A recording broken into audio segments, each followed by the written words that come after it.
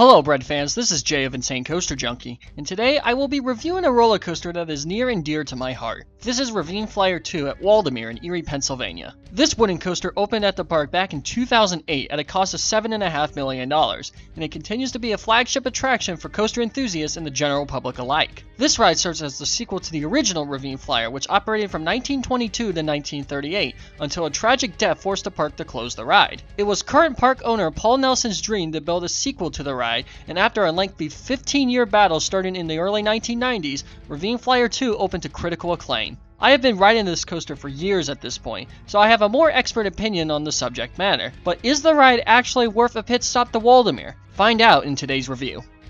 Let's go over the stats of the ride because it's pretty impressive once diving deep into it. This ride has a maximum height of 85 feet.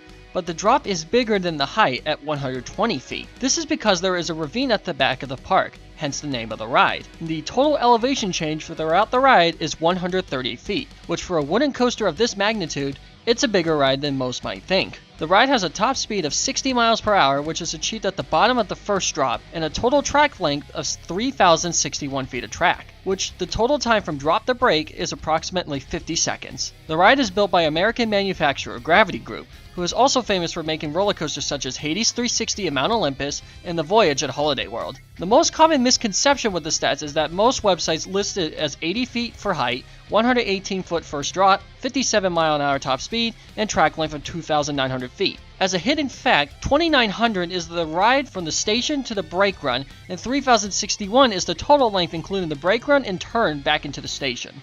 Now let's talk about the ride experience and what you can expect while riding. After departing the station, you take a slight dip to the left and climb up the 85-foot tall lift hill. At the top is possibly one of the best views on any coaster, with Lake Erie and Presque Isle State Park dead ahead of you. It's a breathtaking view that videos can't do justice, and as a hidden fact, this first hill and drop serves Ravine Flyer 2 as the tallest, fastest, and longest wooden coaster on Lake Erie. You won't see the lake for long as you travel down the 120-foot drop at 60 miles per hour. Back row riders do gain a pop of floater airtime and head into the first of 3 tunnels on the ride. After a right bank turn comes the most attractive part of the ride, with the bridge crossing over Peninsula Drive. This first trip gives about 3 seconds of sustained ejector airtime, and then it travels through a lateral transition from left to right. This is honestly my favorite part of the ride, as it gives a violent pop of sideways airtime and laterals at the same time, and the only element that can compare to this is the lateral snappy turns found at Maverick at Cedar Point. The train then rises up to an element that is very similar to the treble clef elements of Fury 325 at Carowinds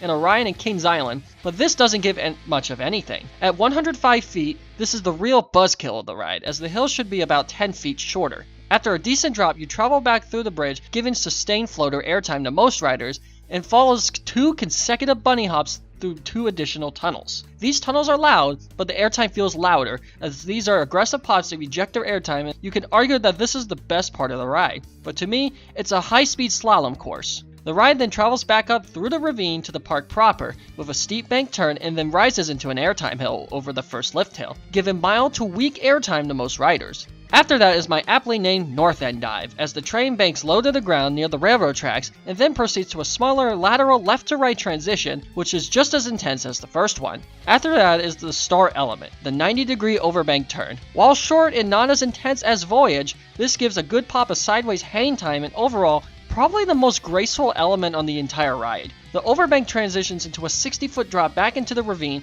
and then rises back up through the drop. The ride's finale comes with 2 additional bunny hops, which honestly does nothing to the ride other than to get the train back to the station, and then you head into the final brake run, hence ending your experience. Catch your breath.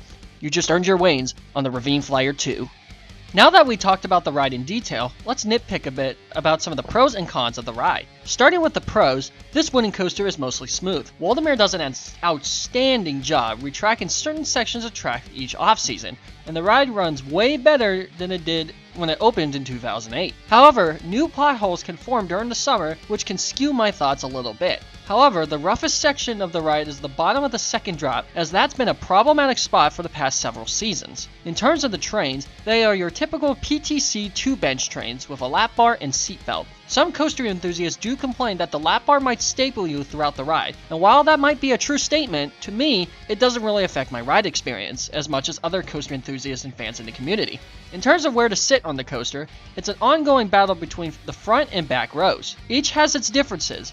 Front row is way smoother and more graceful, but the back row feels like a mini RMC in disguise, with all the whips, airtime, and intensity throughout. However, do not ride in the second or third cars, or in technicality, rows 3 through 6. They are the roughest places to sit on the ride, and it can turn your great ride into a rather unenjoyable one very quickly. Not to mention the elite night ride this coaster gives. There is minimal light throughout the ride, and naturally, this is where it runs the fastest. These rides have been rather emotional and moving throughout the years, but no matter when you ride it, it's an underrated gem in the coaster community. As one final nitpick, the pacing on the ride, specifically in the second half, does die down quite a bit. I understand why, because it climbs up the ravine and loses steam, but some of those hills, such as the one over the lift hill and the final two, look like they can get better airtime, but leave off a little bit of disappointment.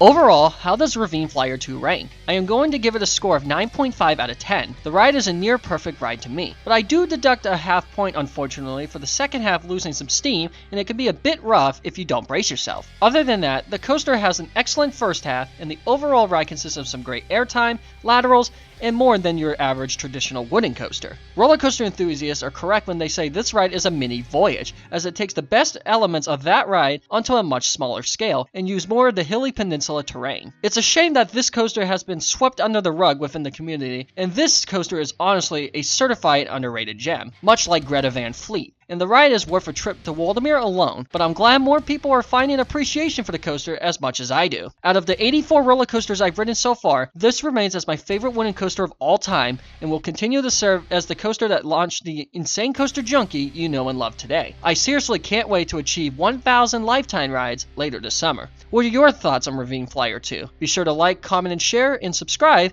and we will see you all in the parks very soon.